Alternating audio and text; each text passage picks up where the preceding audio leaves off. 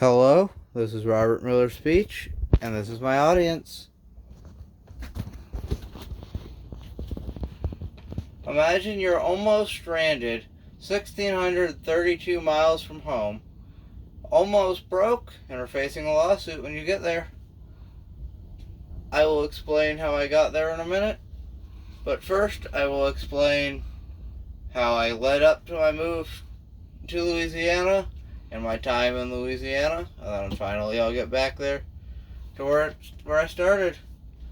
So, to begin with, my parents are divorced, and this all happened between my 5th grade year and my 6th grade year. So my parents got divorced when my dad, out of the blue, moved to Idaho when I was about 3. And then in my 5th grade year, it was right before the end of the year when we moved. So I missed out on all those fun 5th grade activities that my school had been telling me I was going to be able to do eventually, which was very sad. In Louisiana, it was me, my mom, and her friend Christy that lived in the house. I had been lucky enough to meet all the kids in the neighborhood and had very much fun playing with them. And I also got, and one of my favorite moments in Louisiana was when I got to play in the rain, because it's not something I get to do here in Vegas. And then getting back to where I began.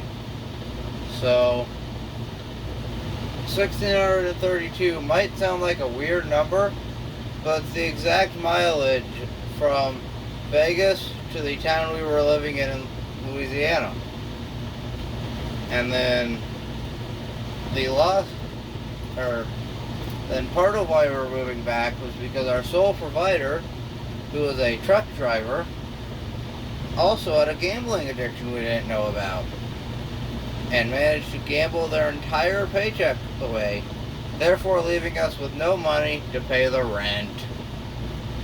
The only other reason we moved back was because my dad was currently in the process of suing my mother to try and get me back to Vegas, because he had finally moved back to Vegas and didn't like that.